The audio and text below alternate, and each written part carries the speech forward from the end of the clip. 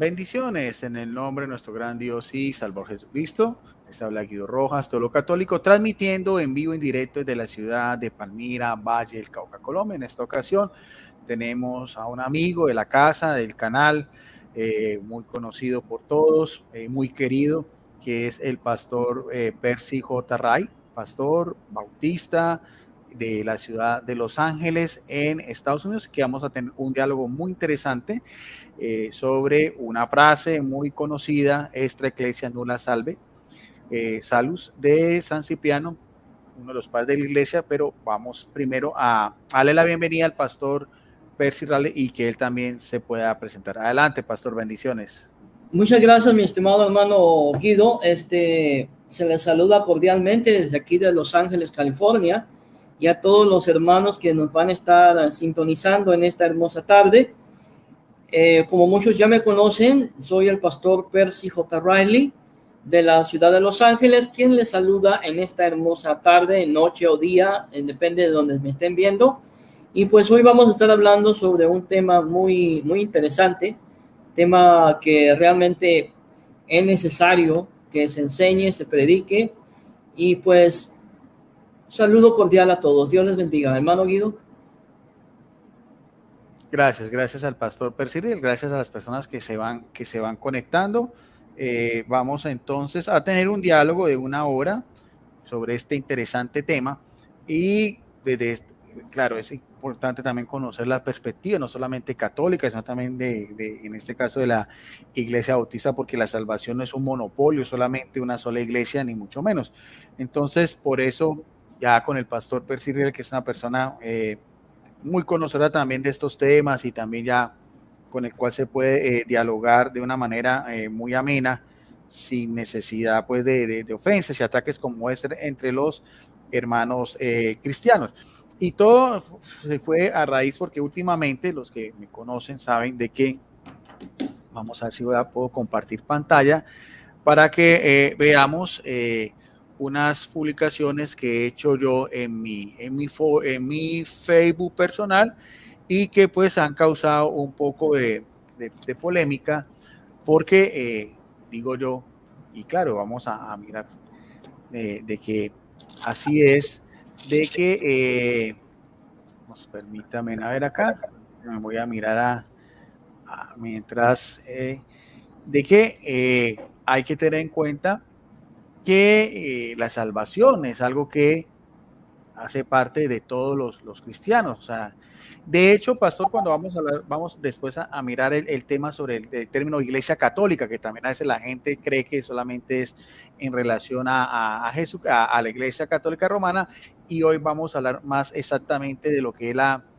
salvación. Permítame a ver si lo encuentro, porque ya tuvimos, por ejemplo, acá, aquí tuve el día de ayer un diálogo también con Rodrigo Andrés Calvo Bernal, un apologista católico, precisamente sobre ese tema. Y este es el post, el video para que los invito para que puedan ir a mi canal. Y aquí estoy diciendo, porque me tildan de hereje por decir que la salvación no es solamente exclusiva de la Iglesia Católica. Hay que tener en cuenta qué podemos entender por salvación y de qué manera. Aquí está, este fue el post que causó tanta polémica. Dice, hay salvación dentro y fuera de la Iglesia Católica. Dejemos de tomar el papel de Dios para determinar quiénes pueden ir al cielo y quiénes no. Pastor, ¿cómo le parece ese post de decir que hay salvación dentro y fuera de la Iglesia y que no? Porque a veces estamos tomando el papel de Dios y nos vamos con ese atributo de decir, bueno, ustedes sí son salvos, ustedes se van a condenar, ustedes son los buenos, ustedes son los herejes, ustedes son los malos y ustedes son los buenos. ¿Cómo ve usted, pastor, esa realidad de la salvación en el término de la iglesia de Jesucristo en un término global? Bueno, como usted lo dijo y lo dijo bien dicho, la salvación no tiene un monopolio sobre la salvación. El único que puede tener un monopolio sobre la salvación es Dios mismo, Jesucristo, la segunda persona de la Trinidad. Decir que una organización, que una persona tiene la salvación, no es cierto. El único que tiene el derecho de decir que en él hay salvación es aquel que murió en la cruz del Calvario 2000 años atrás. De ahí para abajito, nadie tiene el derecho de decir que fuera de sus límites religiosos existe salvación.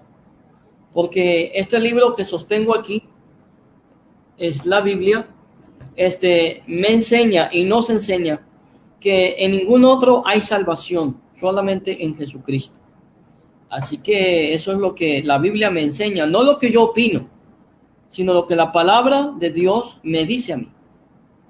Sí, sí, qué interesante eso, claro, porque de todas maneras Jesucristo es el sabor. Incluso además también las Sagradas Escrituras, usted que las tiene ahí, dice que Él es la cabeza de la iglesia. O sea, Él es la cabeza. claro, o sea, quién es la cabeza, quién es el rey, quién es la puerta, quién es el pastor principal, quién es todo, quién es el que nos redime, quién es al mismo tiempo nuestro abogado, es Jesucristo. Por lo tanto, nosotros el querer tomar el papel de Dios, me parece que es algo demasiado imperante, demasiado orgulloso, porque entonces dejamos que Dios deje ocupar el lugar que tiene, en este caso Jesucristo, a precio de sangre. Por eso es que es tan interesante, pastor, cuando Jesucristo, me gusta mucho cuando Jesucristo en Juan 20:28, usted que tiene la Biblia, ahí cuando, cuando se le aparece a Tomás y le dice, mira, o sea, ¿cuáles son las señales de un Jesucristo resucitado? Las señales de la cruz, de los clavos y la herida del costado. O sea, como da a entender, y es tan significativo eso, pastor, que por así decirlo, representa también esas cicatrices que lleva Jesucristo en su cuerpo en este momento, en las alturas, en el cielo, por la redención de toda la humanidad. Correcto. Lamentablemente hay personas que deberían de leer y estudiar un poquito más referente a la salvación. Como lo estaba diciendo hace un momento, nadie tiene el título de propiedad sobre lo que le pertenece a Dios. El único que salva, el único que redime, y hablando desde un aspecto bíblico y desde un punto de vista sola escritura, porque yo soy sola escritura, no podemos alejarnos de aquello que está escrito en la Biblia. La Biblia es nuestra carta magna, es por la cual nos guiamos y es por la cual creemos en nuestra salvación. Lamentablemente hay gente que pues en su fanatismo no pueden comprender cuando usted como teólogo, licenciado en teología, emite una opinión o da un comentario, porque en su comentario usted no comete ningún problema. El problema lo tienen aquellos que al no tener la misma preparación teológica y académica que usted tiene, no pueden captar, no pueden pensar y no pueden ver lo que usted realmente está diciendo atrás, en las líneas, between the lines, como se dice en inglés. Sí, sí, sí. Y mire, pastor, porque vamos a ir entrando en materia, porque aquí nos escribe un amigo del canal. Yo siempre todos las publicaciones, los comentarios son bien recibidos. Siempre lo único que digo, porque no tengo moderador ni nada, no creo que haya necesidad. Simplemente que sean con respeto, educación, tanto para la parte mía y mucho más para la parte de un invitado, en este caso, que es un invitado de honor, un amigo, un hermano, como es el pastor Percy J. Ray.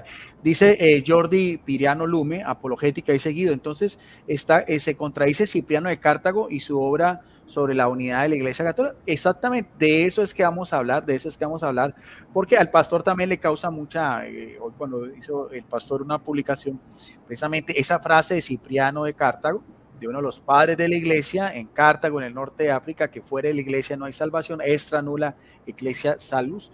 Entonces, ¿cómo se debe interpretar? Porque de hecho, inclusive todo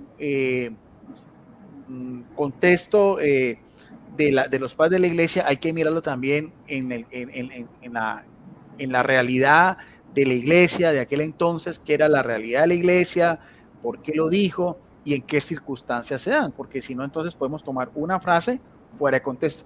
¿Qué opina usted, pastor, de esa frase, fuera de la iglesia no hay salvación? ¿Qué le llama la atención? ¿Le parece muy fuerte? ¿O de qué manera, de acuerdo también a su perspectiva, usted la analizaría antes de entrar en materia?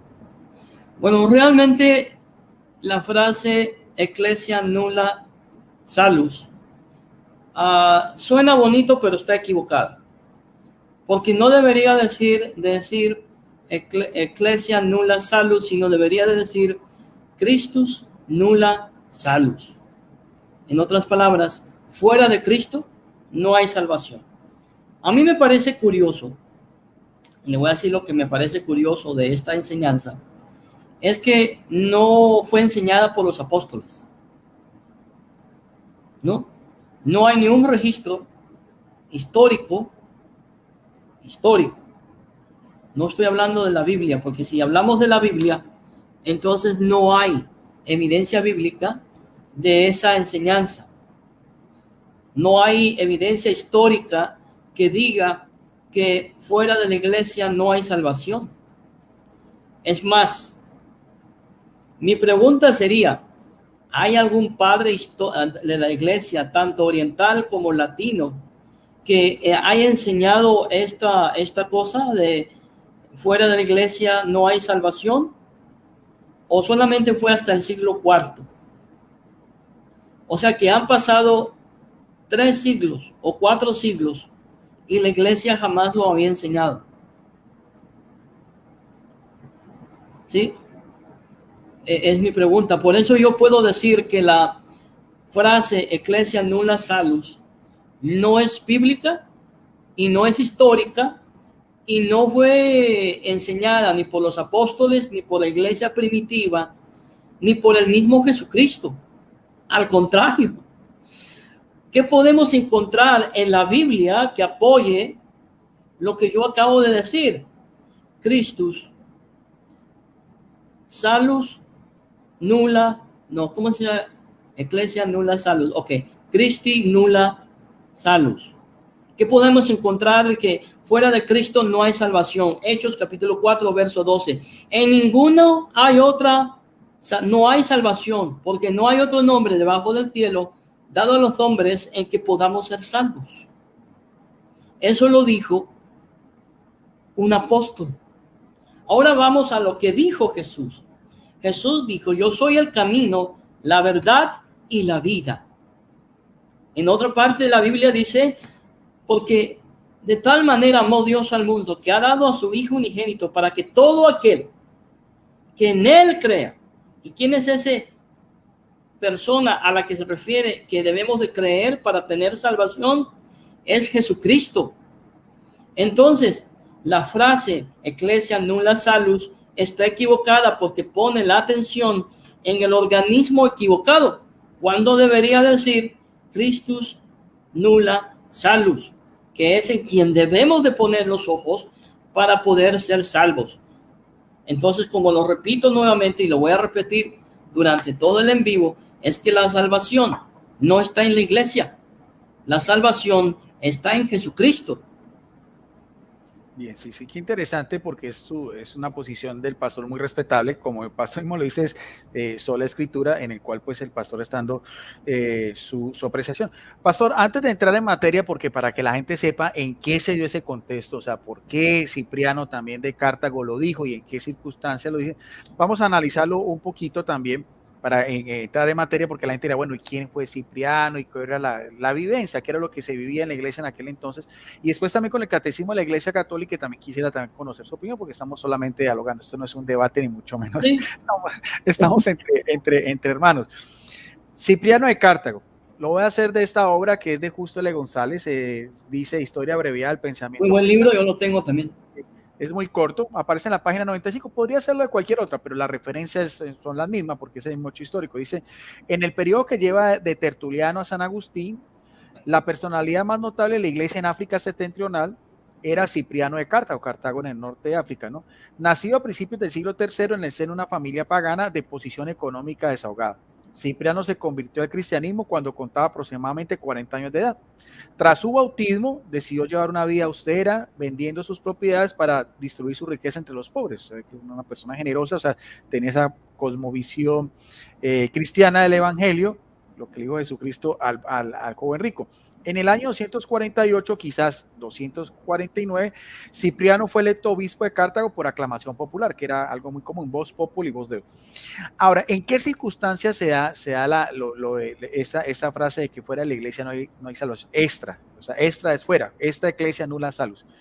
Resulta que para esa época, así como estaba una iglesia, por así decirlo, la iglesia cristiana madre, católica en el sentido universal, también había algunas corrientes heréticas, o sea, algunos movimientos, y era la época de las persecuciones, la época de las grandes persecuciones que finalizaron con Constantino, que por eso hay mucha gente que dice, bueno, es que ¿a qué se lee Constantino? A Constantino se lee esa paz romana que después de 10 persecuciones y 3 siglos atrás. Entonces, ¿cuál era la situación? Habían personas también, como habían otros movimientos, que querían incorporarse a esta iglesia, que es católica en el sentido de la universalidad, y entonces algunas habían unas opiniones encontradas. Y en ese contexto histórico dice también este historiador que es metodista, de Justo L. González, un doctor en teología que es un escritor prolífero muy interesante, dice, la controversia acerca del bautismo de los herejes, o sea, los que están en estos movimientos contrarios, giraba alrededor de la cuestión si era válido o no, y de la cuestión consecuente si se debía volver a bautizar a los herejes que se convertían a esta fe cristiana. Acerca de esta cuestión, la costumbre variaba según las distintas regiones del imperio, de modo que en el África y Asia Menor se acostumbraba a bautizar de nuevo a quienes habían recibido el bautismo de manos heréticas, mientras que en Roma se aceptaba como válido el bautismo de los herejes y no se le volvía a bautizar después de su conversión. Esto llevó a un conflicto entre Cipriano y Esteban, porque a veces piensan que la Iglesia Católica era toda una unidad. No, habían discrepancias, en este caso con Esteban, que para ese entonces era el obispo de Roma, quien envió a Cartago una epístola en la que instaba al obispo de África a seguir la costumbre romana y aceptar como válido el bautismo recibido de un hereje. La controversia continuó por algún tiempo y Esteban llegó a amenazar a Cipriano con romper los lazos de comunión con la iglesia norteafricana. Pero la muerte lo sorprendió en el año 257, antes de que pudiese llevar la controversia más lejos. Un año más tarde, Cipriano murió como mártir y esto dio término a la controversia con Roma. Sin embargo, la iglesia de la capital siguió ejerciendo su influencia y ya a principios del siglo IV, sin que sepamos cómo ocurrió el cambio, era costumbre también en África aceptar el bautismo de los herejes. Bueno, ese es el contexto histórico. Ahorita voy a entrar un poquitico más. Pastor, en la iglesia bautista, ¿cómo se ve el bautismo? Por ejemplo, para la Iglesia Católica es un sacramento de iniciación cristiana por el cual se incorpora el cuerpo místico de Cristo, que lo vamos a ver.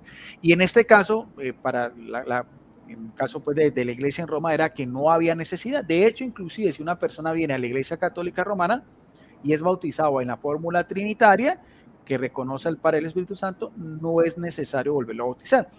¿Cómo es el bautismo qué implicancias tiene el bautismo en la iglesia bautista? ¿Bajo qué condiciones se da? ¿Y qué pasa si otra persona que viene a otra iglesia y quiere pertenecer a la iglesia bautista necesita bautizarse, no, pastor? Para que nos explique primero esta situación.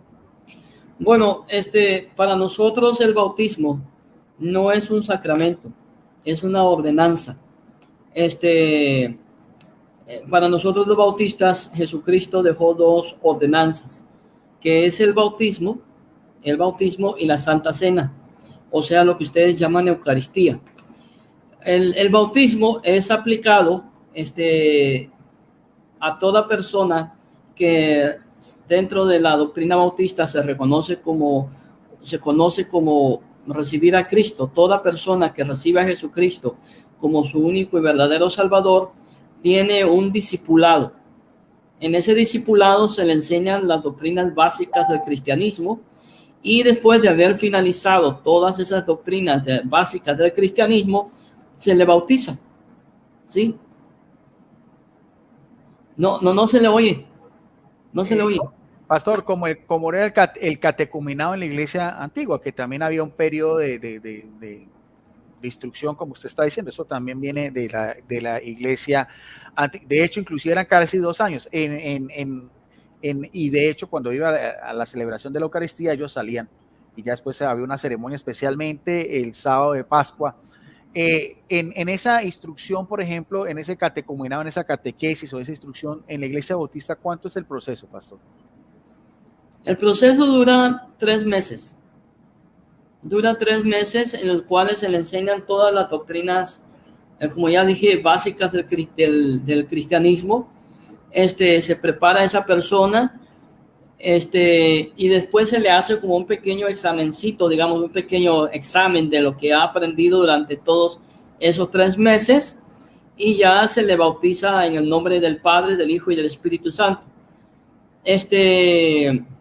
digamos, una persona que venga de otra iglesia evangélica, de otra iglesia trinitaria, no necesita rebautizarse, ¿sí? No lo necesita. ¿Por qué? Porque ya está bautizada. La Biblia dice que solamente hay un bautismo. Ahora, si es una persona que viene de una secta como los testigos de Jehová, los mormones, los solo Jesús, los adventistas, los mesiánicos, entonces ellos necesitan el discipulado y también se les bautiza. Para nosotros el bautismo es un signo de obediencia, ¿sí?, a lo que Jesús mandó. Como dije, el bautismo se ve como una ordenanza, y esa ordenanza la dio el mismo Señor Jesucristo, y por eso, déjenme arreglarme acá, Él la dio, y por eso se llama como una ordenanza o mandamiento. Pero se tiene la concesión eclesiástica, pastor, de que ya la persona cuando es bautizada hace parte de el la cuerpo iglesia, de Cristo. del Sí. cuerpo de Cristo. Y en el caso suyo, pastor, que usted viene a la iglesia católica por tradición, por cuna, cuando usted decide dar ese paso, no le exigieron el bautizo. ¿Se lo reconocieron como tal? Lamentablemente no se reconoce el bautismo católico. ¿Por qué? Porque no tenemos la misma perspectiva, o no se tiene la misma perspectiva como en la iglesia católica. Si usted fue bautizado, digamos, en una iglesia metodista, presbiteriana, aún en la iglesia ortodoxa o en cualquier otra denominación que se crea en la Trinidad, no se va a respetar, pongámoslo de esa manera más franca, el hecho que usted haya sido bautizado en la iglesia católica en la fórmula trinitaria. Entonces sí, todo católico que se convierte tiene que ser, no quiero usar la palabra rebautizado, pero es la mejor que puedo usar. Sí. Y entonces, pastor, ¿cuáles serán entonces las excepciones? O sea, porque usted dice que o sea, a quienes sí y a quienes, o sea, a quienes no, pero a quienes sí entonces. ¿A quienes sí se les recibe ya con ese bautismo que sea válido? Bueno, las excepciones son los sectarios que tienen doctrina no cristiana, como los que ya mencioné, los testigos de Jehová, mormones, testigos de Jehová. Y pues en este caso, déjenme ser sincero, la enseñanza bautista enseña que los católicos también tienen que ser rebautizados. Las excepciones dentro de la iglesia bautista son aquellas denominaciones evangélicas que creen en la Trinidad. Ya. Entonces, bueno, sí, lo que el pastor está diciendo tal cual como es, porque esa es la realidad eclesial. Esa es la realidad, no puedo mentir. Claro, sí. Otra cosa es que tengamos lazos de amistad, de hermandad y todo, pero también, como hay cosas que nos unen, evidentemente también hay cosas que nos desunen y que también son muy respetables y son valeras. Aquí no se trata de quién es mayor y quién es menor, no simplemente de hablar. Pastor, quisiera terminar con esto de Cipriano en ese contexto para darle también la palabra, porque entonces, ¿de dónde sale o sea, en esa realidad que había en esa iglesia católica antigua, en el sentido que después eso lo vamos a hablar después más adelante? Entonces, habían unos grupos que no, por así decirlo, no comulgaban, no están en una íntima comunión, por así decirlo, con esa iglesia madre. Por eso es que dice también, y le estamos hablando de un historiador metodista, dice, para Cipriano la iglesia es el arca indispensable de salvación. Usted mira si después también concuerda con eso. De igual modo que en tiempos de Noé nadie que no estuviera dentro del arca puede salvarse. Esta idea también es muy recurrente también en la iglesia católica y también en el catecismo, ¿no? Nadie puede salvarse que no estuviera dentro del arca. Así también ahora, quien esté fuera de la iglesia no puede alcanzar la salvación. En ese pensamiento pues eclesiológico, y es por eso que y Cipriano de Cartago dice, fuera de la iglesia no hay salvación. O también decía, no puede tener a Dios por padre quien no tiene a la iglesia por madre. Esta es la base teológica de la posición de Cipriano frente al bautismo recibido de manos heréticas o cismáticas. Si ellos no son y la iglesia ni participan de ella en un modo alguno, dentro de su comunidad no puede haber un verdadero bautismo. Pero inclusive, mire, se utiliza mucho los apologistas católicos esta frase, pero evidentemente iba en contra de la posición de Roma. Eso es lo que a veces nuestros hermanos apologistas católicos no saben, de que inclusive Cipriano de Cartago estaba en contra de la posición del obispo de Roma, que era Esteban, que después, como dice acá, se tomó pues como lo que era pues mayoritariamente del obispo de Roma. pero eso fue después.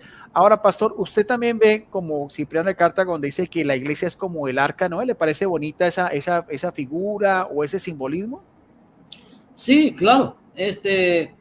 Yo estoy de acuerdo en decir que la iglesia de Cristo,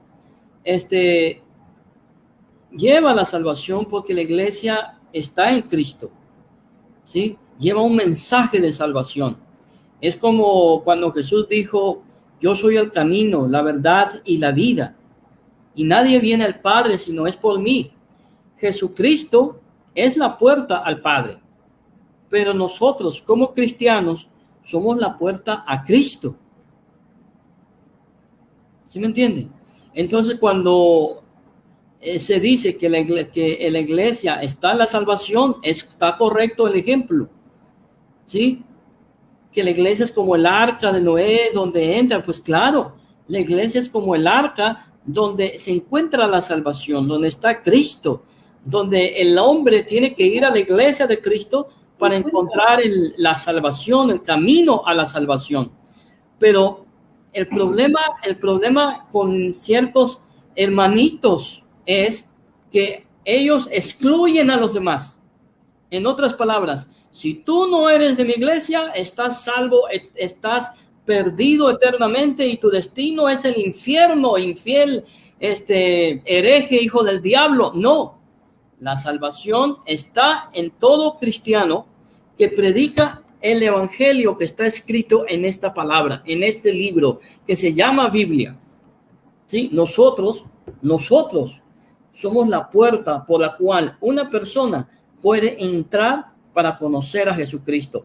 Por eso San Pablo nos dice que nosotros somos como cartas a las cuales todo el mundo nos está leyendo. El problema es qué es lo que está leyendo en tu vida el mundo. Y San Francisco de Asís lo pone ¿cómo se dice? Pone el clavo en el ataúd cuando dice, predicad el evangelio a todo tiempo y cuando fuera necesario, hablen. ¿Cómo va a encontrar un inconverso, un hereje a Cristo con nuestro testimonio? ¿Es Jesús el camino al Padre? Sí. ¿Es Jesús el camino y la puerta al Padre? Sí. Pero usted y yo, con nuestro ejemplo, también somos la puerta a Cristo. Bien, qué interesante. Bueno, tenemos ahorita un invitado, es un invitado del pastor Percy Riller, y quiero, pastor, que usted, no tengo el gusto de conocer al señor Eduardo Núñez, pero que más que usted, que es su amigo y que también lo invitó a este espacio, en el cual es un espacio de diálogo, de hermanos cristianos, no lo presente para que también entre también a dar sus opiniones, que también son valiosas. Adelante, pastor Percy. Hermano Guido, le presento al hermano Eduardo Núñez. Es un excelente ser humano, un excelente cristiano, un hombre de Dios. ¿Y qué más le puedo decir? Usted lo va a conocer en este momento. Y pues, hermano Núñez, le presento al hermano Guido, quien también es una excelente persona, un excelente hombre que ama a Dios, ama a su iglesia y su único deseo es tener una buena relación con todos sus hermanos, sean católicos o sean evangélicos. Adelante, pastor Eduardo. Bueno, muchas gracias por la maravillosa invitación a Guido Rojas, que bueno, ya le conocía de las redes sociales, de su propio canal, he visto varios de sus videos también. Y bueno, el pastor Percy, que ya lo conocí hace un rato, ya un tiempo, y ha sido muy, muy bueno, ha sido una bendición poderle conocer y dialogar también con él, a pesar de que pudiéramos tener ciertas diferencias, como todos podemos tener, pero lo más importante, yo creo que lo que trasciende a todo es el amor. De por sí, el propio apóstol Pablo dice que debemos seguir la verdad en amor, porque la verdad sin amor pierde su propia esencia, no se puede separar de la verdad del amor, ni tampoco el amor de la verdad, porque tenemos que entender que la verdad no es un conjunto de doctrinas, sino la verdad es una persona y se llama Jesucristo, pero también Él es el amor. Entonces, ambas cosas tienen que estar unidas por sobre todas las cosas. No podemos, creo que, hacer de un credo un fin en sí mismo, porque toda nuestra adoración y vamos a rendir cuenta a Jesús al final. Entonces, por eso le hablo acerca de la prioridad siempre de amar a mis hermanos, independientemente de nuestras diferencias. Bueno, mi nombre soy Eduardo Núñez. Conocí al Señor hace más de 25 años en Cuba, soy cubano. Inicié mis primeros pasos en una iglesia bautista. Allí fue donde conocí del Señor. Y bueno, unos años después, por obra del Señor, nuestra familia se vio necesitada mudarse a un cierto lugar aislado donde no había iglesia, y comenzamos ahí como familia a comenzar una obra, lo que el Señor nos sorprendió, y plantamos una iglesia, una maravillosa congregación. Estudié por 5 años en un seminario teológico bautista, Rafael Ocaña, en La Habana. Allí me licencié y fui ordenado por la Convención Bautista de Cuba Occidental, y estuve trabajando alrededor como unos 12 años como pastor, hasta que, bueno, con mi familia nos fuimos a México. Allí planté también una iglesia, y posteriormente, bueno, vinimos acá a los Estados Unidos. Actualmente estoy trabajando como misionero. Estuve como 2 años con una iglesia bautista en Cliff Temple Baptist Church, y ahí estuve también como pastor de la comunidad hispana. Actualmente estoy como misionero para un ministerio internacional de misiones. Entonces, básicamente esa es mi presentación, para que me conociera, sobre todo Guido, que no me conoce. Bien, sí. Y pastor, y en su transcurrir como pastor, y en su vivencia como cristiana y como misionero, ¿usted cómo analiza la frase fuera de la iglesia no hay salvación? Veíamos un poco el contexto histórico de Cipriano, de Cartago en esa época, que es muy respetable porque pues es parte de la historia antigua, independientemente de la visión eclesiológica que tengamos. Pero ¿cómo analiza usted esa frase en la realidad de la iglesia apostólica, en la iglesia antigua, y en la realidad eclesiológica hoy en día, que es mucho más, una cosmovisión mucho más amplia? ¿Cuál sería su punto de vista, pastor? Bueno, para mí, la palabra de Dios nos deja bien claro de que no hay otro camino, no hay otra verdad y otra vida que no sea la persona de Jesucristo, y solamente a través de Él, y solamente la fe en Él, cuando nosotros podemos poner toda nuestra confianza en su persona y la obra expiatoria por nuestros pecados, es que nosotros pasamos de muerte a vida. Es que nosotros viene siendo la regeneración, el nuevo nacimiento, como Él también, el Señor lo estuvo enseñando, y así como también los apóstoles estuvieron enseñando a la iglesia. No creo que la iglesia, obviamente, es contenedora de la verdad, pero no es la verdad. La iglesia es contenedora de la salvación, pero no es la salvación. Se parece, pero no es igual. La iglesia es columna y baluarte de la verdad, pero no es la verdad.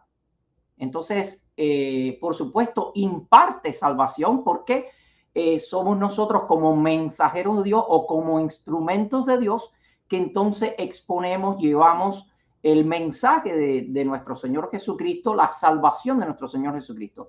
Pero la salvación está en Cristo, y no no es propiedad o autoridad de la iglesia, obviamente. Es solamente Jesucristo, tiene toda la potestad, toda la autoridad que se le ha sido conferida a Él en los cielos y en la tierra. En dado caso, la iglesia pudiera tener una autoridad representativa, pero la iglesia no es la autoridad en sí misma, solamente que representa esa autoridad, es una representación, pero no es ni la autoridad, ni es la salvación, ni es la verdad, ni es la vida, ni es el camino. Es una persona y se llama Jesucristo. Al menos así es como yo lo veo bíblicamente. Yo creo que no hay un nombre en el que podamos ser salvos ni en los cielos ni en la tierra, que no sea el nombre de nuestro Señor Jesucristo, y no es el nombre de una institución religiosa, sino es el nombre de una persona en el cual solamente a través de él es que podemos llegar al Padre. Y en su estudio, Pastor Eduardo, en su formación, en su seminario, ¿cómo ve la realidad eclesiológica, por ejemplo, de esa iglesia antigua que era católica en el sentido de la universalidad? No romana en el sentido pues que era solamente romana, sino católica, en el cual creo que pertenecemos todos, con estos movimientos heréticos que empezaron a surgir, algunos, por ejemplo, que negaban la Trinidad, otros negaban cierta verdad de Jesucristo. Ese panorama, pastor, si usted conoce algo sobre historia, en la época de Cipriano, ¿cómo lo analizaría en su criterio? Si le tocara a usted vivir en esa época donde habían otros movimientos heréticos que negaran pues las verdades fundamentales, la Trinidad, la divinidad de Jesucristo, su naturaleza humana, en fin, que son verdades pues afines a la gran mayoría de iglesias cristianas, ¿cómo vería usted en ese contexto a Cipriano de Cartago?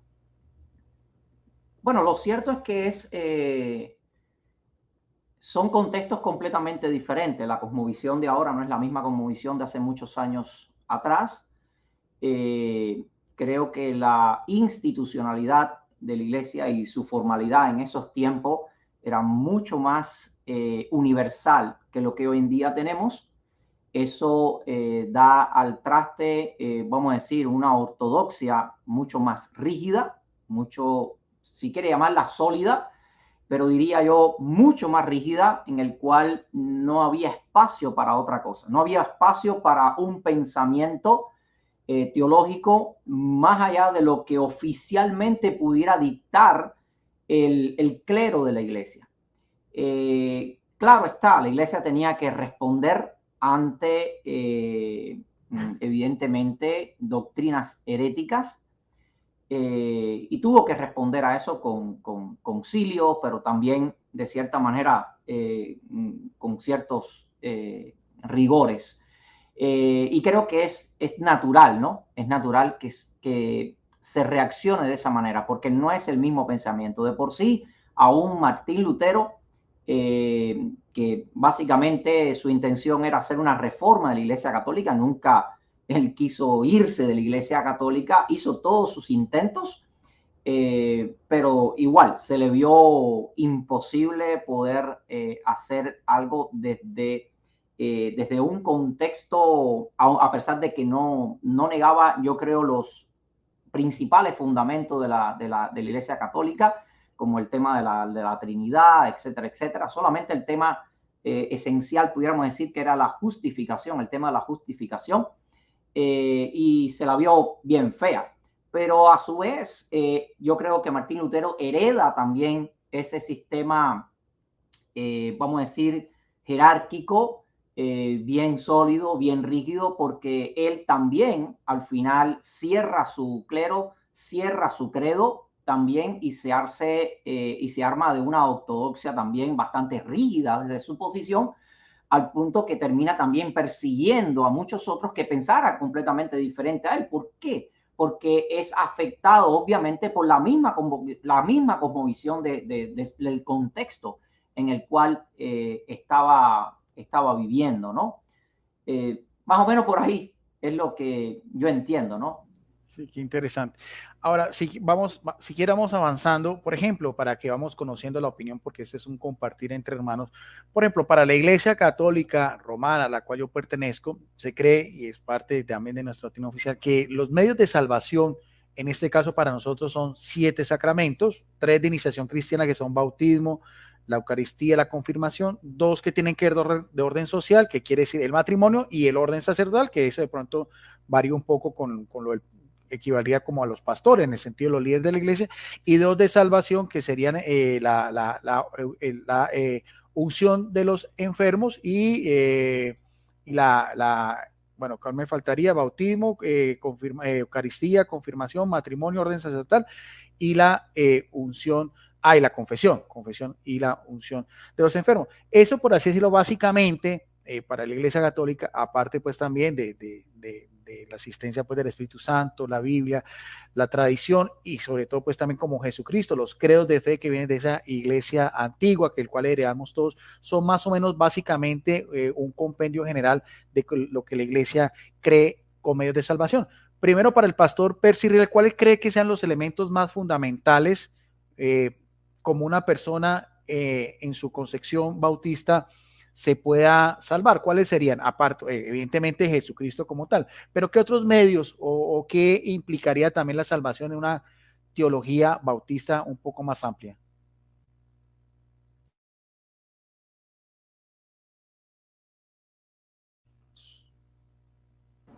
Gracias. Me está preguntando qué otros medios hay para la salvación. ¿Es lo que me está preguntando? Bueno, como bautista yo puedo decirle que para nosotros solamente hay un medio. Se llama Jesucristo. Es el único medio que tenemos, no hay otro. Pero, es lo que encontramos sí, en la Biblia. Claro, pero la acción de Jesucristo, ¿por medio de qué sería, pastor? O sea, sí, claro, Jesucristo, pero ¿por medio de qué? ¿Cuáles serían los elementos que unirían la redención de Jesucristo en la iglesia bautista? O sea, que claro, Jesucristo murió en la cruz por todos nosotros, pero ¿de qué manera? ¿De qué manera habría la conexión de Jesucristo con la iglesia bautista en cuanto a salvación, en cuanto a hablar de términos de salvación? Los elementos. Bueno, primero Jesús, como ya lo dije, nos dejó dos ordenanzas, que es el bautismo, ¿sí? En el cual todo creyente tiene que bautizarse para estar dentro del cuerpo de Cristo y también para poder empezar a servir dentro de la iglesia. Ningún creyente que no sea bautizado puede servir dentro de la iglesia. Está la Santa Cena, que es la segunda ordenanza que Jesús nos dejó. La Santa Cena es para nosotros los bautistas, es la conmemoración del sacrificio de Jesucristo que Él realizó en la cruz del Calvario. La otra forma como un creyente puede acercarse, puede desarrollar su vida espiritual y cuidar su salvación como San Pablo nos recomienda. Y déjenme añadir algo sumamente importante. Cuando yo digo que nosotros debemos de cuidar nuestra salvación, no me estoy refiriendo de ninguna manera a que el creyente pueda perderse o perder la salvación, sino lo que me estoy refiriendo claramente es a lo que San Pablo nos dice, que cuidemos nuestra salvación, o sea, que nos ocupemos de la salvación que tenemos. ¿Cómo un creyente puede ocuparse de su salvación? Bueno, bautizándose, siendo obediente a Jesús, bautizándose, tomando la Santa Cena, leyendo la palabra de Dios, la Biblia, alimentándose espiritualmente con predicaciones, con estudios bíblicos, con una lectura diaria de la palabra de Dios, pero también sobre todo la oración, ya que no podemos decir que creemos en Jesucristo y que hablamos su palabra si no hablamos con el autor de la palabra, si no hablamos con aquel que murió en la cruz del Calvario.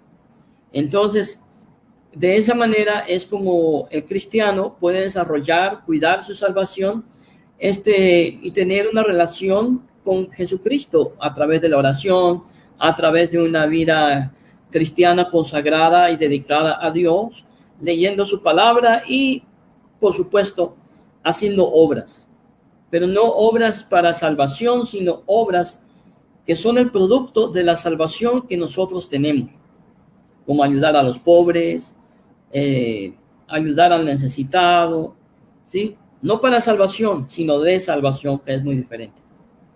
Hermano Guido. Y en ese, claro, y en ese aspecto le voy a preguntar al pastor Eduardo Núñez, que también es pastor y misionero, ¿qué papel juega entonces un pastor?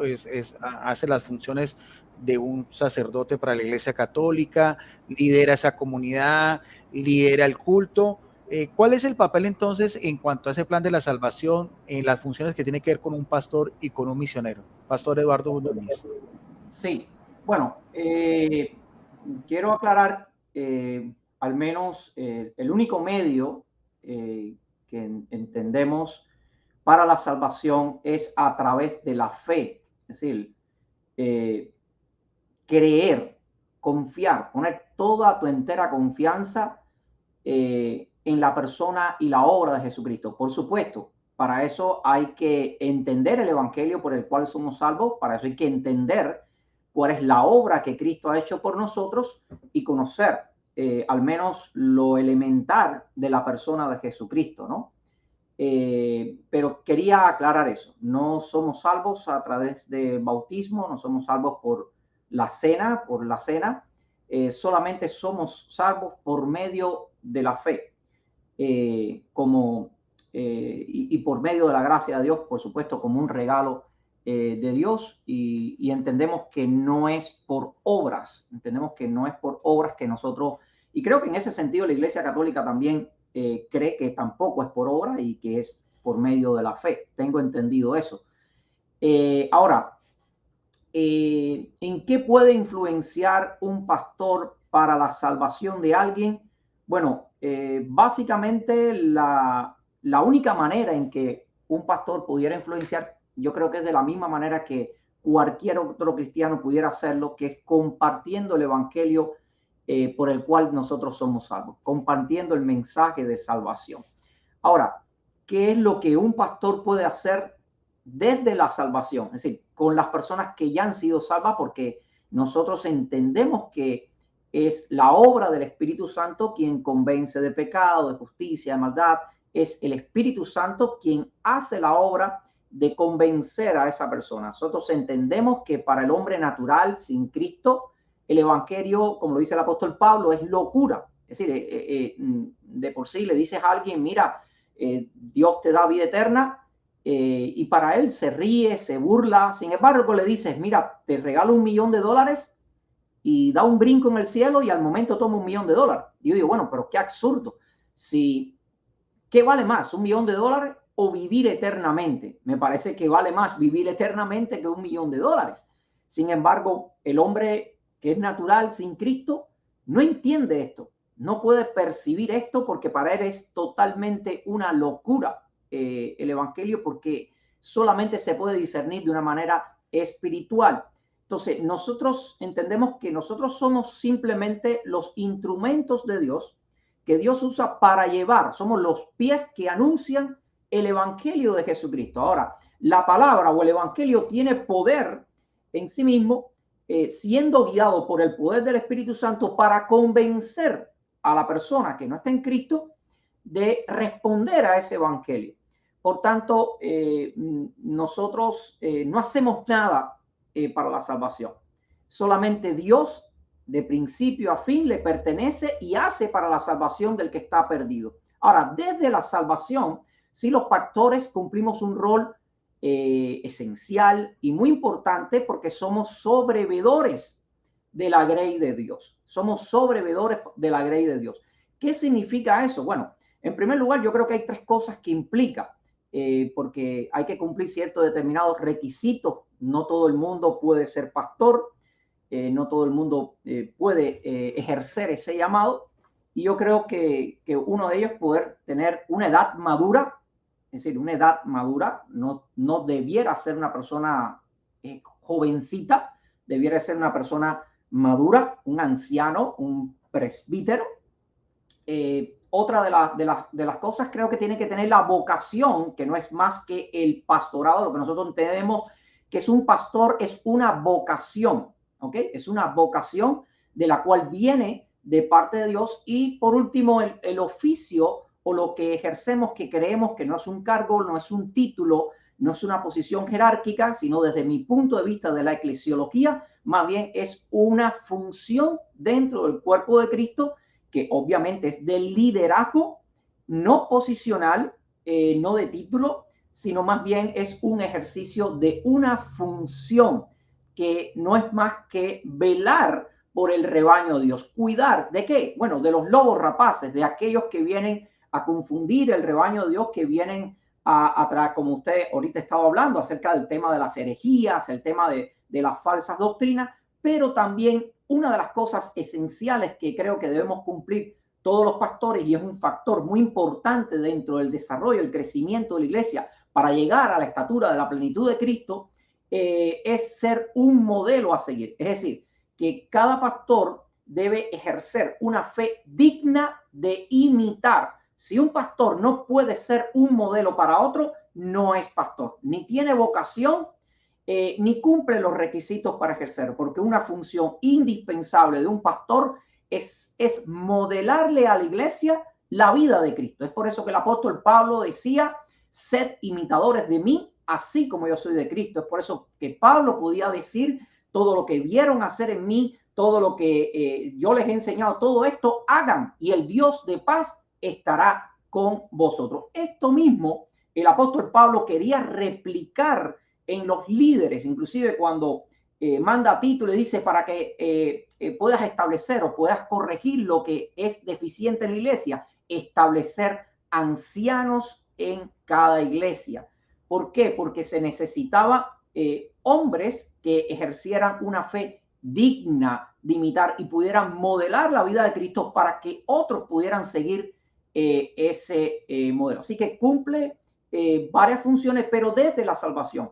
Es decir, no creemos que ningún hombre tiene poder o potestad para influenciar sobre la salvación que solamente puede venir de Dios por medio de la fe, donde la persona decide, ¿no? Obviamente por Cristo. Bien. Y en este caso, hablando de líderes, de pastores, de las personas que llevan la delantera en la fe, quería preguntarle al pastor Percy Riller, porque nosotros vemos frecuentemente publicaciones y el pastor o videos en el cual él tiene a veces una posición muy crítica con ciertos pastores que en vez de llevar a las ovejas las pierden y son más bien como lobos disfrazados. Pastor, ¿a qué denota eso o cuáles cree usted que a veces pasa eso cuando también lo que es la salvación se va por otros lados, lado financiero o lado a veces de convertirse casi en dioses, reemplazar a Jesucristo? ¿Por qué tanta esa crítica suya, pastor, a veces en el mismo mundo evangélico y protestante, que también lo hay en la Iglesia Católica, todas las debilidades que hay? ¿Por qué esa posición suya tan crítica también, pastor, con estos representantes de Dios que a veces son todo lo contrario? Bueno, le voy a responder de esta manera. El hermano Núñez dijo algo muy importante en cuanto a los pastores. Él dijo que el pastorado es un llamamiento. El llamamiento lo hace Dios. Y lamentablemente hoy dentro de muchas congregaciones evangélicas hay muchos que no tienen ese llamado de Dios, que no han sido puestos por Dios. Han sido puestos por ellos mismos o por las congregaciones. Y cuando me refiero a las congregaciones, me refiero a que los ponen porque son muy simpáticos, son carismáticos, tienen una buena verba, saben hablar, saben convencer, tienen carisma, pero les falta algo sumamente importante: el llamamiento. Sin el llamamiento no tenemos más que una persona que está interesada en el ministerio y que por su carisma e influencia fue puesto por la iglesia, pero no fue puesto por Cristo.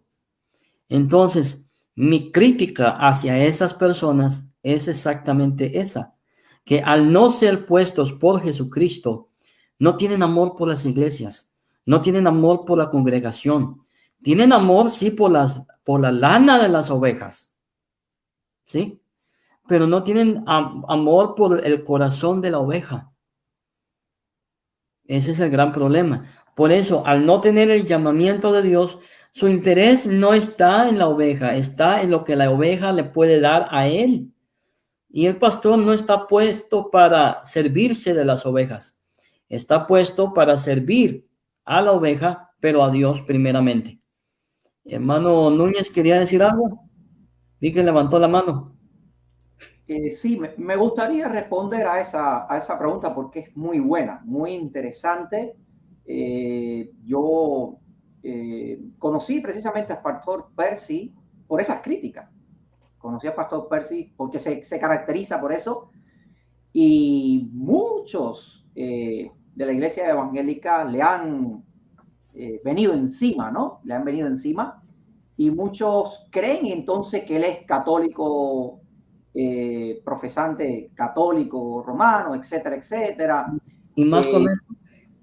Sí, exactamente. Desafortunadamente están confundidos, obviamente, porque no admiten la corrección que necesitan escuchar. Porque hay veces, déjame decirle, desafortunadamente las personas a veces van a las congregaciones, Guido, no porque verdaderamente van para escuchar lo que ellos necesitan escuchar, sino porque desafortunadamente van a escuchar lo que ellos quieren escuchar.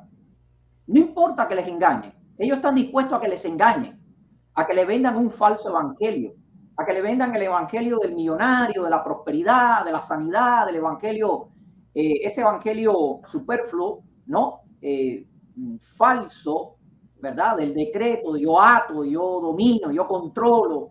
Entonces, las personas dicen, no importa, engáñame, pero dime lo que yo quiero escuchar. Aunque quizás me vaya engañado de aquí, no importa, desafortunadamente. Ahora, ¿cuál es el fenómeno? Bueno, porque no se entiende verdaderamente cuáles son las características, como les decía, funcionales de un verdadero líder bíblicamente. Y si me permite solamente tomarme unos pequeños minuticos para describir esto. Me gustaría describir esto comparando las diferencias bíblicas con las que hoy en día, si usted me permite, Guido, poderlo compartir. ¿Puedo? Ok, Claro, gracias. pastor. Bien, miren, los ancianos del Nuevo Testamento, que eran esos varones maduros, no solamente maduros de carácter, sino también de edad, por cierto, porque eso es lo que significa literalmente la palabra un presbítero. Pero bueno, los ancianos del Nuevo Testamento eran hombres de un probado carácter moral. Hoy cualquiera es pastor, como dice Percy. ¿Por qué? Porque los pastores bíblicos no eran personas de extraordinarios talentos, ni de show, ni de espectáculo. Eran líderes siervos, no conductores de esclavos como hoy en día vemos manipulando a las personas.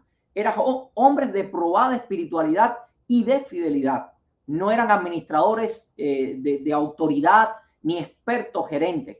Eran ejemplos o un modelo para el rebaño y no eran amos del rebaño. Funcionaban como esclavos. Al contrario, Jesucristo dijo, el mayor será vuestro servidor. Y la palabra que usa ahí es esclavo. Y ese es el que verdaderamente va a ser el mayor. Porque Jesús está llamando a que cada uno ejerzamos un liderazgo de siervo, de esclavo de nuestros hermanos. No como césares espirituales. Eran facilitadores para la iglesia, como les decía ahorita. Eran facilitadores. No eran tiranos. No eran tiranos. Dirigían como padres humildes, no como déspotas. Eran personas que tenían, vamos a decir, la cualidad o la autoridad, el poder de parte de Dios o el don de parte de Dios de persuadir desde la verdad en amor. No eran dirigentes eclesiásticos cuyos egos estaban llenos de poder. Eran personas que estaban tan llenos del Espíritu, y cuando digo lleno del Espíritu, no es las manifestaciones que muchas veces vemos de tirarse por piso y cosas que hoy en día vemos, sino estamos hablando de personas de un carácter tan maduro en Cristo que podían nutrir al pueblo de Dios, no intimar al pueblo de Dios como hoy en día se hace con amenazas, con intimidaciones. Si pierde la salvación, si no da gesto o aquello, todo tipo de manipulaciones. Los ancianos del Nuevo Testamento eran buscadores incesantes del reino de Dios y no establecedores de imperios, como hoy en día vemos los falsos, hoy en día profetas, apóstoles, qué sé yo. Eran cristianos comunes y corrientes, no actores de mucho talento, superhumanos, idolatrados, porque hoy en día hay mucho culto a la personalidad de muchos pastores y de muchas instituciones religiosas. Y eso eran semejantes a personas célebres. Hoy en día vemos la celebridad y entendemos que es un gran pastor o un gran qué sé yo a partir de su celebridad. Y es todo lo contrario a lo que Jesús verdaderamente aprueba. no se consideraban idóneos para dirigir por adquirir una, vamos a decir, una combinación de habilidades de contabilidad, administrativa, no eran gerentes comerciales o de hablar en público, de psicología al estilo Mateo, sino simplemente por un genuino crecimiento en la vida en Cristo mediante una obra directa del Espíritu Santo de Dios en su vida. Eso es lo que entendemos que verdaderamente es un hombre que es guiado bajo una vocación dada por Dios. Hoy en día, desafortunadamente, como decía el pastor Percy, cualquiera es pastor, cualquiera se levanta, empieza a crear un pequeño grupito y a establecer su propio imperio. Bien, gracias. Gracias por el tiempo. Gracias. Quería dos preguntas bien interesantes para ir concluyendo este espacio más o menos de 1 hora 20 en el tema de la salvación. Por ejemplo, para la Iglesia Católica, creemos que todos estamos predestinados para la salvación y me gusta mucho 1 Juan 2:2, donde dice que Jesucristo murió no solo por los pecados de nosotros, sino por los del mundo entero. Si el término mundo ahí es cronos, o sea, toda la humanidad entera, todos los habitantes. Magisterialmente la Iglesia Católica del Concilio Vaticano II dice, por ejemplo, que nos une también con las dos religiones monoteístas, los judíos y los musulmanes, el Islam, que sobre todo el Islam, que es una religión mayoritaria, hoy en día más de 1500 musulmanes en sus dos corrientes, sunitas y chiitas. Por ejemplo, con los judíos, los llamamos nuestros hermanos mayores en la fe, nos unen pues lo que dice Pablo, las alianzas, los pactos, las promesas, el Antiguo Testamento, y el cual viene María, Jesucristo, los apóstoles y demás. Y con el Islam pues también el reconocer a Dios como Alá, el misericordioso, y otras perspectivas también pues que son afines, por ejemplo, también el ayudar al prójimo, tratar de buscar la verdad y demás, porque a veces se piensa que en el Islam todos tienen que ver la corriente fundamentalista y no es así, hay cosas valorables también en esas religiones. Por lo tanto, ¿cómo ven soteriológicamente la salvación, por ejemplo, para el pastor Percy Riller, de los judíos y de los musulmanes? ¿Cómo lo analizan o si hay salvación para ellos? Independientemente, porque me podrán decir, no, es que hay que predicarles a Jesucristo. No, independientemente de los judíos que siguen siendo judíos y de los musulmanes que siguen siendo musulmanes, que reconocen a Jesucristo como un profeta en su cosmovisión religiosa. ¿Hay salvación para judíos y para musulmanes en la opinión del pastor Percy Riller? Sí hay salvación para los judíos y para los musulmanes.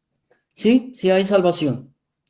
Hay salvación para todos aquellos que quieran venir a Jesucristo, que es el único camino, la única verdad y la única manera de acercarse al Padre, Jesucristo. No hay otra manera. Como referente a los musulmanes, puedo decir que lo único que nos identifica es el que creen que somos monoteístas, nada más. Con referente a los judíos, bien lo dijo usted, que nos unen las alianzas, los pactos y todo eso. Pero lamentablemente, dentro del evangelicalismo, existe una gran idolatría al pueblo de Israel. Al grado que hay muchos evangélicos, por no decir todos, que creen que si ellos no aceptan a Jesús y no vienen a los pies de Jesús, pueden ser salvos. Eso es una gran mentira. La salvación radica única y exclusivamente en Jesucristo. Y lo quiero decir claramente. Yo sé que van a haber algunos evangélicos que se les va a revolver el estómago cuando yo les diga que ellos pueden creer en la ley, creer en Moisés todo lo que quieran, circuncidarse las veces que quieran. Pero eso no los va a salvar. Así que sí hay salvación para los judíos en Jesucristo, no en Moisés. Aunque les caiga mal a algunos evangélicos. Pastor Eduardo Núñez, ¿cuál es su opinión soteriológica sobre la salvación en el judaísmo y en el Islam? O sea, independiente, yo creí entender, no sé si lo que dio a entender el pastor así lo entiende la Iglesia Católica, es que la sangre de Cristo redime a toda la humanidad independientemente de la denominación a que lo pertenezcamos. Pero en el caso, por ejemplo, de los judíos que siguen siendo judíos, que rechazaron a Jesucristo y que vienen de esa herencia, al igual que los musulmanes que creen que Jesucristo fue solamente un profeta, pero Mahoma es el profeta mayor, pero también reconocen a un único y verdadero Dios. ¿Se puede salvar un judío siendo judío y un musulmán siendo musulmán? Bueno, sin Cristo no hay salvación.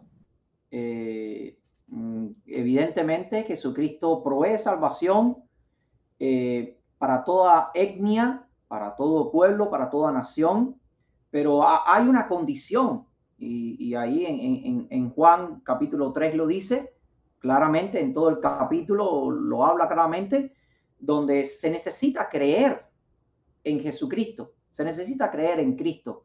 La ley no va a salvar a nadie, las obras no van a salvar a nadie, no importa cuán aparentemente buenos hayas sido, no es suficiente. Se necesita solamente confiar en la persona y la obra de Jesucristo y reconocerle tal y como realmente la Biblia lo muestra. No lo muestra simplemente como un profeta, va mucho más allá que eso. Entonces, es necesario tener un encuentro con el verdadero Jesucristo, no con uno que se parezca. Mire, se puede estar sinceramente equivocado. No importa cuán sincero seas en tu religión, eso no te va a salvar ni te va a dar la vida eterna. Evidentemente Dios considera la honestidad y la sinceridad, pero desde el lado correcto, desde el camino, desde la verdad y desde la vida, no fuera de ella. Entonces, se puede ser un musulmán muy consagrado, muy sinceramente consagrado y sinceramente convencido de que va a ir al cielo, pero eso no es lo que lo va a salvar. No es lo que lo va a salvar. Así que yo creo que, por supuesto, ya no hay griego ni judío, ni circunciso, ni incircunciso, ni bárbaro, ni escita, ni libre, ni esclavo, sino que Cristo es el todo en todos. No hay acepción de personas. Creo que Dios ha provisto salvación para toda etnia, para todo pueblo, toda nación, pero hay una condición. Hay una condición. Y es creer, confiar, pisteo, como dice en el griego, en el Cristo vivo, en el Cristo resucitado, en el Cristo que murió por nuestros pecados. Por ejemplo, los musulmanes no creen en la resurrección de Jesucristo, al menos su inmensa mayoría. Ellos niegan la resurrección de Jesucristo. Ya eso es suficiente, porque si Cristo no resucitó, dice el apóstol Pablo, vana es nuestra fe. Sí, si tú crees en un Jesús, como los musulmanes, que fue simplemente un profeta, que sí, que murió, pero inclusive algunos creen que fue una falsa muerte y que sí, no es que ellos entienden, algunos, hay un grupo de ellos que entienden que no es que resucitó, sino que aparentemente murió, volvió a la vida porque quedó como un estado ahí de coma, y después dicen que se perdió y desapareció y más nunca lo vieron y no se supo dónde,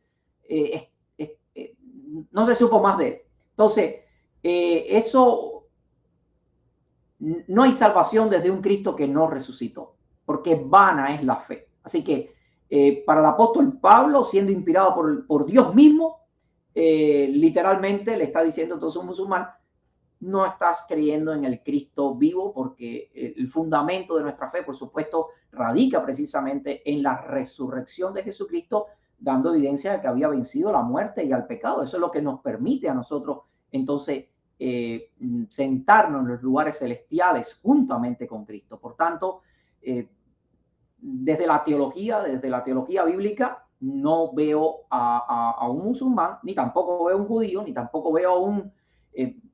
podemos hablar de cualquier otra religión salva si no es por medio del Cristo correcto que enseña la palabra inspirada de Dios. Bueno, claro, muy respetable, pero entonces pregunto yo, o sea, la salvación entonces estaría muy yo entiendo también el concepto de Jesucristo como Salvador. Pero entonces también, pastores, yo les pregunto a ustedes, ¿qué pongámonos en la posición de Dios en el sentido de que manda a su Hijo por la redención de toda la humanidad? O sea, ¿qué hacemos entonces? O con también, paré un poco más allá, con los más de 1.000 millones de hinduistas, 400 millones de budistas, 100 millones de animistas, o sea, personas que tienen otras religiones, otras cosmovisiones. ¿Ellos son hijos de Dios o solamente son criaturas humanas? Tienen también las mismas cualidades, por ejemplo, como la voluntad, el razonamiento, el querer buscar cosas buenas. O sea, este tipo de personas estarían entonces completamente alejadas del plan de la salvación. Pastor Percy Riel, primero usted. Bueno, San Juan capítulo 1, verso 12 dice, y a los que creyeron en él les ha dado potestad de ser hechos hijos de Dios. Para que una persona pueda ser hecho hijo de Dios, necesita creer en esa persona que dice San Juan 1:12. ¿Y quién es esa persona? Jesucristo. Nada más. En cuanto a la creación, hay quienes dicen que todos somos hijos de Dios. Eso suena bonito, suena hermoso, suena muy espiritual, hasta se ve bien bonito si lo pone en un cuadro en la sala de su casa. Se ve bien bonito. Todos somos hechos hijos de Dios, pero ¿es la verdad? No, no es la verdad. La verdad es que la única manera como una persona puede ser hecho un hijo de Dios es siguiendo las pautas que San Juan 1:12 dice. Para poder ser hecho hijo de Dios necesita ser un creyente en Jesucristo, a quien Él envió para redimir a toda la humanidad. Sí, la salvación está para todo el mundo. La sangre de Cristo puede limpiar a todo mundo que se acoge a esa sangre. La sangre de Cristo puede redimir, puede perdonar, puede justificar, puede santificar, al menos que el creyente, que la persona se acoja a la misericordia de Dios en Cristo Jesús. De otra manera, usted puede ser, y no me refiero a usted personalmente, me refiero a que usted puede ser el judío más judío de todo el mundo, guardar la ley, circuncidarse, guardar el sábado, tener la Torah, la Mishnah y todos los requisitos para ser judío, pero aún así, si no recibe a Jesucristo, se va al infierno. O sea, ¿usted haría la distinción, pastor, entre criatura humana y hijo de Dios? Sería más o menos esa. Así mero es. Así mero es. ¿Y el pastor Eduardo Núñez tendría algo que agregar? Bueno, desde la perspectiva de quiénes son hijos de Dios, yo coincido con el pastor Percy. Solamente venimos a ser hijos de Dios y hijos de Dios por adopción, porque es por medio de la fe. Creo que el unigénito Hijo del Padre es Jesucristo, en el cual tiene toda complacencia. Y por supuesto, todo el que viene a Cristo, el Padre se complace, pero a través de su Hijo unigénito, algo exclusivo. Creo que la condición de Jesucristo como Hijo de Dios es única. Nosotros también somos hijos de Dios, pero por adopción, por medio de la fe. Esa adopción es por medio de la fe. Ahora, fuera de ahí, Dios describe al hombre natural, al que está sin Cristo, lo describe como hijo de desobediencia o de ira, o como hijo de Satanás, pero lo ve completamente muerto, perdido completamente. Es decir, para Dios son criaturas, obviamente, pero no los ve como hijos suyos, no lo ve como hijos de Dios, simplemente como criaturas, porque, como les decía al principio, el hombre natural no percibe las cosas que son del Espíritu de Dios, porque para él son locura, y no las puede entender porque se han de discernir solamente espiritualmente, solamente se puede discernir espiritualmente. Por tanto, yo creo que tiene que haber la intervención, como le decía, del Espíritu Santo, para que entonces pueda verdaderamente discernir el evangelio por el cual somos salvos. ¿Qué es lo que hay que hacer? Ir y predicar el evangelio. Si no fuera necesario, por ejemplo, escuchar el evangelio por el cual somos salvos y responder a él desde la fe, entonces ¿para qué Jesús los envía? Simplemente le hubiera dicho: pórtense bien, tense tranquilito, qué bien, qué bueno, pero por qué se hace necesario predicar el evangelio, por qué los apóstoles pusieron su vida para anunciar ese evangelio si no era necesario, si simplemente con las personas donde quiera que estén en el mundo, desde su propia religión pudieran percibir a Dios, sea desde la luna, desde un sol, desde como lo quiera ver, y da igual si todos los caminos conducen al mismo lugar, ¿no? A Dios de todas maneras, y lo importante es portarse bien. Bueno, entonces, ¿para qué poner mi vida? ¿Para qué poner en riesgo? ¿Para qué morir a causa del evangelio por el cual estoy predicando? El propio apóstol Pablo dice, bueno, ¿cómo creerán si no hay quien les predique? ¿Y cómo irán si no hay quien les hable de ese evangelio? ¿Cómo se van a salvar si no? Entonces, yo creo que el evangelio es poder de Dios para salvación. Es poder de Dios para salvación, y fuera de ese anuncio y fuera de la respuesta de la fe, desafortunadamente no hay salvación. ¿Qué hay que hacer? Vamos.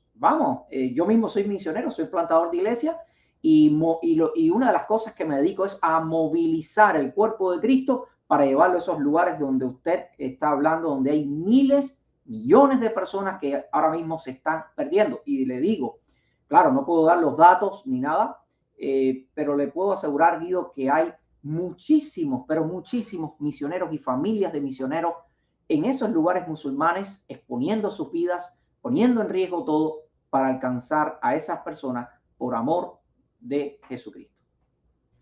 Bien, y para finalizar, Pastor Percy Riles, una conclusión general de 5 minutos sobre lo que es el Tratado de la Salvación en su quehacer, en su pensar. ¿Cuál sería, Pastor? Bueno, como ya dije anteriormente, la salvación radica totalmente en Cristo.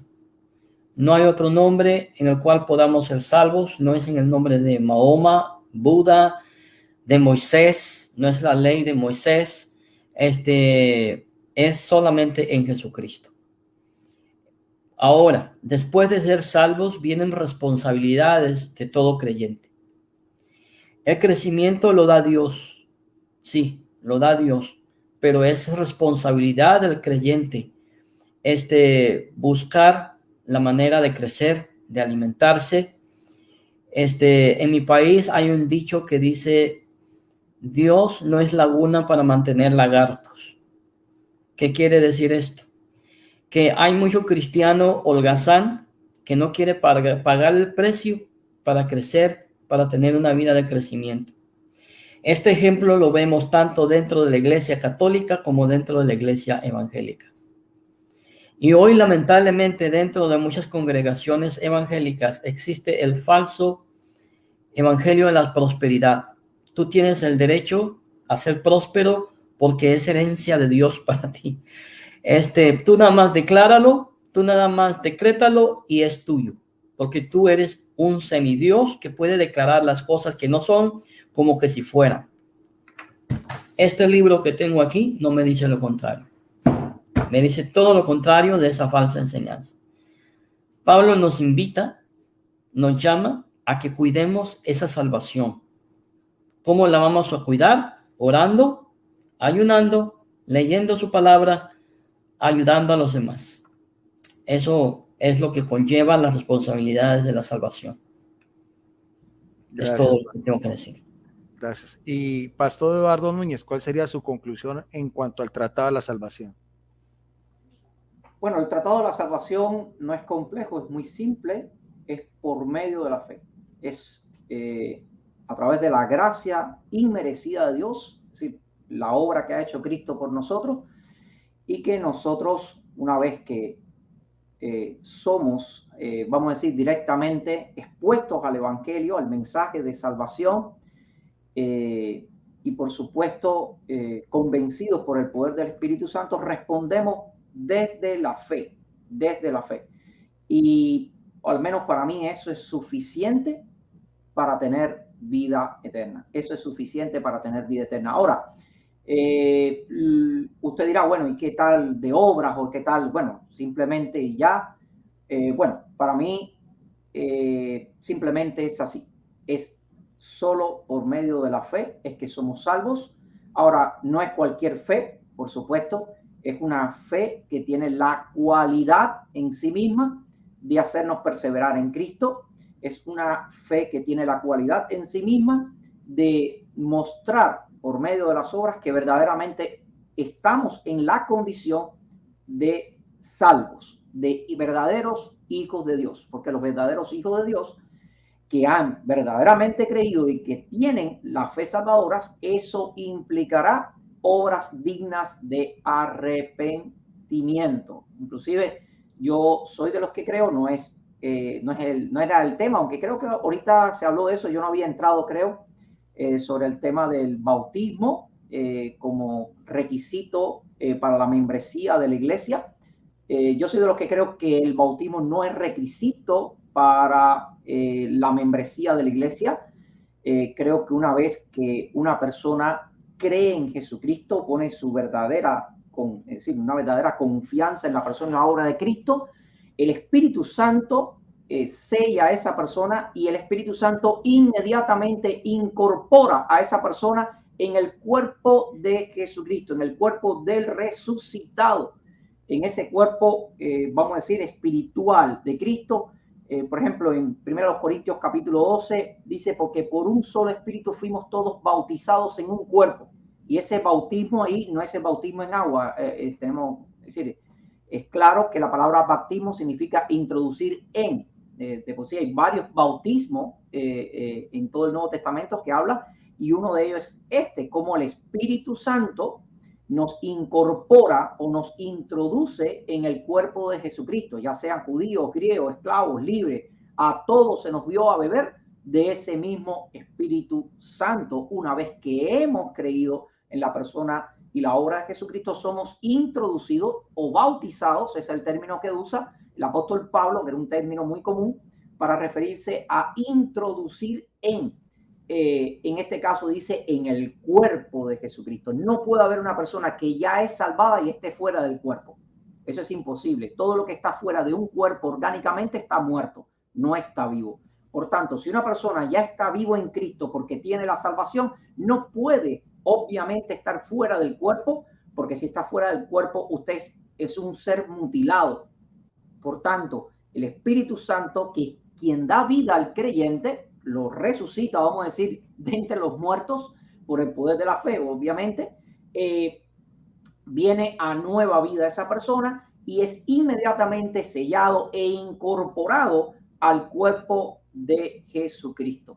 Al menos yo lo veo así. Ese es el proceso en que veo la salvación de una manera, y diría yo, la salvación es algo integral, porque también tenemos que tener en cuenta esa tensión entre el ya, pero todavía no.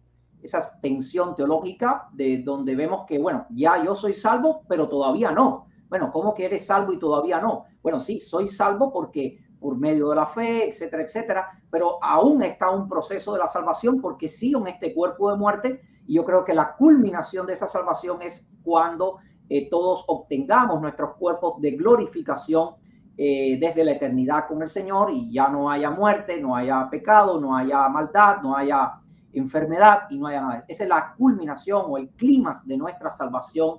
Se presenta de esa manera, que está asegurada, que está sellado, que está garantizado por el Espíritu Santo. Sí, Efesios capítulo 2 lo dice claramente, Efesios 1 y 2 habla acerca de todo este tema, pero está esa tensión entre el ya, pero todavía no.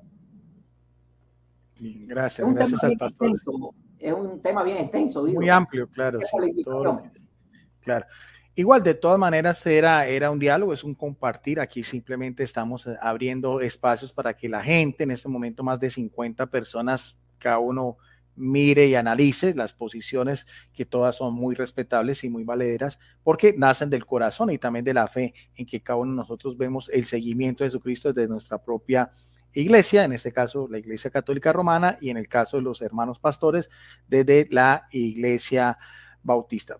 Me parece que estos compartir son interesantes porque de todas maneras abren esos espacios de diálogo, de comunicación, de conocer qué es la experiencia de Dios en el otro.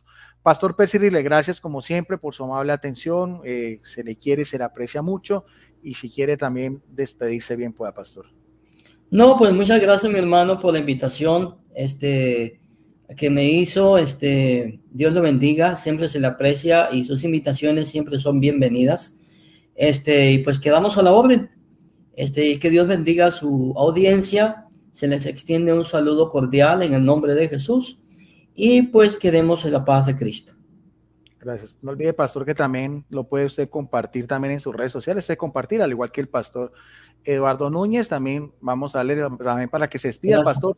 Si alguien quiere contactarse con con el pastor Percy Rier, ya es más conocido en las redes sociales, pero con el pastor Eduardo Núñez, ¿usted tiene un canal? ¿Tiene alguna forma también con que la gente se pueda contactar con usted, pastor?